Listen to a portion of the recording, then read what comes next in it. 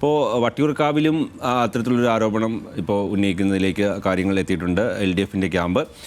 അത് അതുമായി ബന്ധപ്പെട്ട് അതും എനിക്ക് തോന്നുന്നു ആ ആരോപണം ആദ്യം ഉന്നയിച്ചത് കോൺഗ്രസ് നേതാവാണ്, അല്ലെങ്കിൽ യൂത്ത് കോൺഗ്രസ് നേതാവാണ്. യൂത്ത് കോൺഗ്രസിൽ നിന്ന് പുറത്തുപോയ NS നസൂറാണ് ഈ ഒരു ആരോപണം ഉന്നയിച്ചത്. അതായത് അരുവിക്കര വട്ടിയൂർക്കാവ് മണ്ഡലങ്ങളിൽ UDF BJPയെ സഹായിക്കുകയും നേമത്ത് കോൺഗ്രസ് തിരിച്ച് BJPയെ സഹായിക്കുകയും ചെയ്യുക. അതായത് 1:2 എന്നുള്ളൊരു ഫോർമുല രൂപപ്പെട്ടിട്ടുണ്ട് എന്നൊരു ആരോപണം ഉന്നയിച്ചത് യൂത്ത് കോൺഗ്രസിൽ നിന്ന് പുറത്തുപോയ ഈ ഇലക്ഷൻ സമയത്ത് പുറത്തുപോയ NS നസൂറാണ്.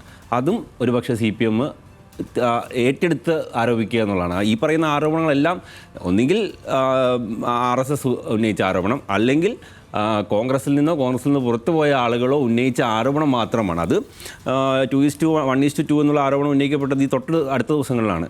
അദ്ദേഹം പറഞ്ഞൊരു കാര്യം എന്ന് വെച്ചാൽ അരുവിക്കരയിലും വട്ടിയൂർക്കാവിലും നേരെ കോൺഗ്രസിനെ BJP സഹായിക്കും. ഇപ്പോൾ സ്വാഭാവികമായും ശ്രീലേഖയെ വിജയിപ്പിക്കുക എന്നുള്ളൊരു ബാധ്യതയൊന്നും ഇപ്പോൾ സത്യം പറഞ്ഞാൽ അവിടുത്തെ BJPക്ക് ഇല്ല എന്നുള്ളതാണ് വസ്തുത. BJPക്ക് പോലും ഇല്ല എന്നുള്ളതാണ് വസ്തുത. അപ്പോൾ അവർ പറയുന്നത് അരുവിക്കരയിലും വട്ടിയൂർക്കാവിൻ്റെയും CPMൻ്റെ സീറ്റ് പോകുക എന്നുള്ള ലക്ഷ്യമിട്ടുകൊണ്ട് അവിടെ രണ്ടിടത്തും BJP കോൺഗ്രസ് സഹായിക്കുകയും നേമത്തെ തിരിച്ച് BJPയെ കോൺഗ്രസ് സഹായിക്കുകയും ചെയ്യുന്നുള്ള ആരോപണം അത് ഉന്നയിച്ചത് യൂത്ത് കോൺഗ്രസിൽ നിന്ന് പുറത്തുപോയ നേതാവാണ് NS നസൂർ. അപ്പോൾ ആ കോൺഗ്രസ്സുകാരോ RSSകാരോ ഉന്നയിച്ച ആരോപണങ്ങൾ തന്നെയാണ് VD സതീശനെതിരെയുള്ള ആയുധമായി ഇപ്പോൾ CPM ഉന്നയിക്കുന്നു എന്നുള്ളതാണ് ഇക്കാര്യത്തിൽ എനിക്ക് പറയാനുള്ളത്.